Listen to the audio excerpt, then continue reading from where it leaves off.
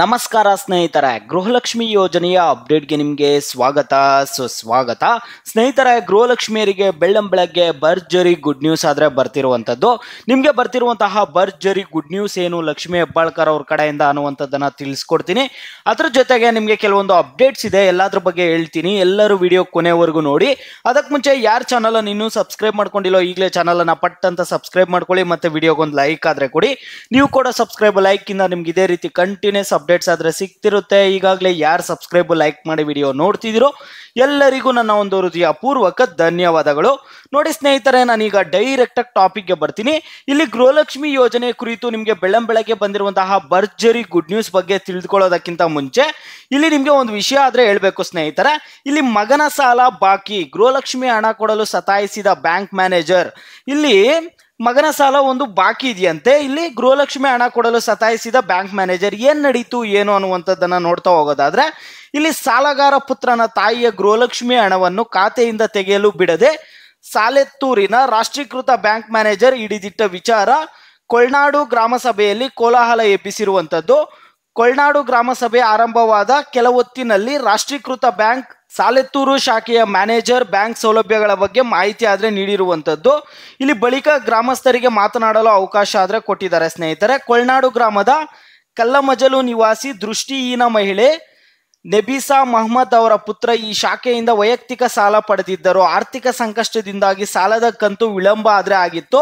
ತಾಯಿ ನೆಬಿಸಾ ತನ್ನ ಖಾತೆಗೆ ಜಮಾ ಆಗಿರುವ ಗೃಹಲಕ್ಷ್ಮಿ ಹಣ ಮತ್ತು ದೃಷ್ಟಿಹೀನ ಬಗ್ಗೆ ಸರ್ಕಾರದಿಂದ ಸಿಗುವ ಪಿಂಚಣಿ ಹಣ ನಗದೀಕರಿಸಲು ಇಲ್ಲಿ 3 ಬಾರಿ ಆದ್ರೆ ಹೋಗಿದ್ರಂತೆ. ಪುತ್ರನ ಸಾಲ ಬಾಕಿ ಇರುವ ಕಾರಣ ನಿಮ್ಮ ಖಾತೆಯಿಂದ ಹಣ ನಗದೀಕರಿಸಲು ಆಗುವುದಿಲ್ಲ ಎಂಬ ಕಾರಣ ಹೇಳಿದ ಮ್ಯಾನೇಜರ್ ಮಹಿಳೆಯನ್ನಾದ್ರೆ ಹಿಂದಕ್ಕಾದ್ರೆ ಕಳಿಸಿರುವಂಥದ್ದು. ಈ ಒಂದು ಘಟನೆ ಆದ್ರೆ ನಡೆದಿರುವಂಥದ್ದು.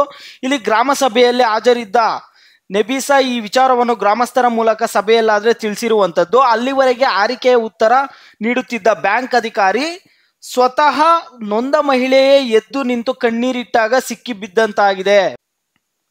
ಅರ್ಧ ಗಂಟೆ ಕಾಲ ಬ್ಯಾಂಕ್ ಅಧಿಕಾರಿಯನ್ನು ಗ್ರಾಮಸ್ಥರು ಹಿಗ್ಗಾಮುಗ್ಗಾ ತರಾಟೆಗೆ ತೆಗೆದುಕೊಂಡಿರುವಂಥದ್ದು. ಕೊನೆಗೆ ಇಲ್ಲಿ ವಿಧಿ ಇಲ್ಲದೆ ತನ್ನ ತಪ್ಪನ್ನು ಒಪ್ಪಿಕೊಂಡ ಮ್ಯಾನೇಜರ್ ಸಭೆಯಿಂದಲೇ ಹೊರನಡೆದು ಮಹಿಳೆಯನ್ನು ಬ್ಯಾಂಕ್ಗೆ ಬರಮಾಡಿ ಖಾತೆಯಲ್ಲಿದ್ದ 8,500 ರೂಪಾಯಿ ನಗದು ಗೃಹಲಕ್ಷ್ಮಿ ಹಣ ಆದ್ರೆ ನೀಡಿದ್ದಾರೆ. ಇಲ್ಲಿ ಹಣ ಪಡೆದು ಬಂದ ಖಾತೆದಾರ ನೆಬಿಸಾ ಅವರು ಗ್ರಾಮ ಸಭೆಗೆ ಅಭಿನಂದನೆ ಆದ್ರೆ ಸಲ್ಲಿಸಿರುವಂಥದ್ದು. ಸ್ನೇಹಿತರೆ, ಗೃಹಲಕ್ಷ್ಮಿ ಯೋಜನೆಯ 18ನೇ ಕಂತಿನ ಹಣದಲ್ಲಿ ಬಂದಿರುವಂತಹ ಭರ್ಜರಿ ಗುಡ್ ನ್ಯೂಸ್ ಏನು ಅಂತ ನೀವು ಕೇಳೋದಾದ್ರೆ ಸ್ನೇಹಿತರೆ, ನೋಡಿ, ಈಗ ಗೃಹಲಕ್ಷ್ಮಿ ಯೋಜನೆಯ ಹಣ ನಿಮಗೆ 17ನೇ ಕಂತಿನ ಹಣವರೆಗೂ ಕರೆಕ್ಟಾಗಿ ಕೊಟ್ಟಿದ್ದಾರೆ. ಈಗ 17ನೇ ಕಂತಿನ ಹಣ ಬಂದ್ಬಿಟ್ಟು ಒಂದು 80% ಫಲಾನುಭವಿಗಳಿಗೆ ಈಗಾಗಲೇ ಬಂದು 17ನೇ ಕಂತಿನ ಹಣ ಜಮಾ ಆಗಿದೆ. ಇನ್ನೊಂದು 20% ಫಲಾನುಭವಿಗಳಿಗೆ ಮಾತ್ರ ಹಣ ಪೆಂಡಿಂಗ್ ಇದೆ. ನಿಮ್ದು ಯಾರ್ದು ಪೆಂಡಿಂಗ್ ಇದೆಯೋ ನಿಮ್ಮ ಹಣ ಕೂಡ ಹತ್ತಿರದಲ್ಲೇ ಕ್ಲಿಯರ್ ಆಗುತ್ತೆ ಸ್ನೇಹಿತರೆ. ಈಗ ಗೃಹಲಕ್ಷ್ಮಿ 18ನೇ ಕಂತಿನ ಹಣದಲ್ಲಿ ಸಚಿವೆಯಾದ ಲಕ್ಷ್ಮಿ ಹೆಬ್ಬಾಳ್ಕರ್ ಅವರು ಕೊಡ್ತಿರುವಂತಹ ಭರ್ಜರಿ ಗುಡ್ ನ್ಯೂಸ್ ಏನು ಅಂತ ನೀವು ಕೇಳೋದಾದ್ರೆ, ನೋಡಿ, ಇಲ್ಲಿ ಗೃಹಲಕ್ಷ್ಮಿ ಯೋಜನೆಯ 18ನೇ ಕಂತಿನ ಹಣ ಬಂದ್ಬಿಟ್ಟು ನಿಮ್ಗೆ ಯಾವಾಗ ಬರುತ್ತೆ ಏನು ಅನ್ನೋದ್ರ ಬಗ್ಗೆ ಮಾಹಿತಿ ಆದ್ರೆ ಸಿಕ್ಕಿರುವಂಥದ್ದು. ನೋಡಿ, ನಿಮ್ಗೆ ಪ್ರತಿ ಹಬ್ಬಕ್ಕೆ ಇಲ್ಲಿ ಗೃಹಲಕ್ಷ್ಮಿಯರಿಗೆ ಭರ್ಜರಿ ಗುಡ್ ನ್ಯೂಸ್ ಆದ್ರೆ ಸರ್ಕಾರದವ್ರು ಕೊಡ್ತಾನೆ ಇದ್ದಾರೆ. ಈಗ ಈ ಬಾರಿ ಕೂಡ ನಿಮ್ಗೆ ಭರ್ಜರಿ ಗುಡ್ ನ್ಯೂಸ್ ಆದ್ರೆ ಸಿಗಲಿದೆ ಸ್ನೇಹಿತರೆ. ಯುಗಾದಿ ಹಬ್ಬಕ್ಕೆ ನಿಮ್ಗೆ ಗೃಹಲಕ್ಷ್ಮಿ ಯೋಜನೆಯ 18ನೇ ಕಂತಿನ ಹಣ 2,000 ಆದ್ರೆ ನಿಮ್ಮ ಖಾತೆಗಳಿಗೆ ಜಮಾ ಮಾಡ್ತಾರಂತೆ. 18ನೇ ಕಂತಿನ ಹಣ ಇದು 18ನೇ ಕಂತಿನ ಹಣ ಹಬ್ಬಕ್ಕೆ ಕೊಡ್ತಿದ್ದಾರೆ ಅನ್ಬಿಟ್ಟು ಇದೇನು ಬೋನಸ್ ಅಲ್ಲ, ಏನು ಅಲ್ಲ.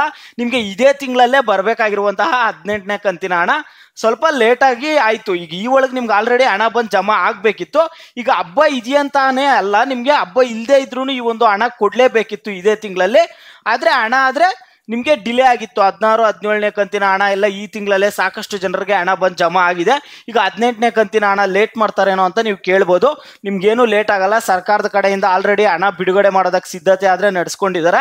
ನಿಮಗೆ ಗೃಹಲಕ್ಷ್ಮಿ 18ನೇ ಕಂತಿನ ಹಣ ಬಂದ್ಬಿಟ್ಟು ಇದೇ ಯುಗಾದಿ ಹಬ್ಬಕ್ಕೆ ಬಂದು ನಿಮ್ಮ ಖಾತೆಗಳಿಗೆ ಜಮಾ ಆಗುತ್ತೆ ಸ್ನೇಹಿತರೆ. ನಿಮಗೆ ಗೃಹಲಕ್ಷ್ಮಿ 17ನೇ ಕಂತಿನ ಹಣವರೆಗೂ ಹಣ ಕರೆಕ್ಟಾಗಿ ಬಂದಿದೆಯಾ ಬಂದಿಲ್ವಾ ಅನ್ನುವಂಥದ್ದನ್ನು ನೀವು ಪ್ರತಿಯೊಬ್ಬರು ವಿಡಿಯೋಗೆ ಲೈಕ್ ಮಾಡ್ಬಿಟ್ಟು ಕಾಮೆಂಟ್ ಮುಖಾಂತರ ತಿಳಿಸಿ.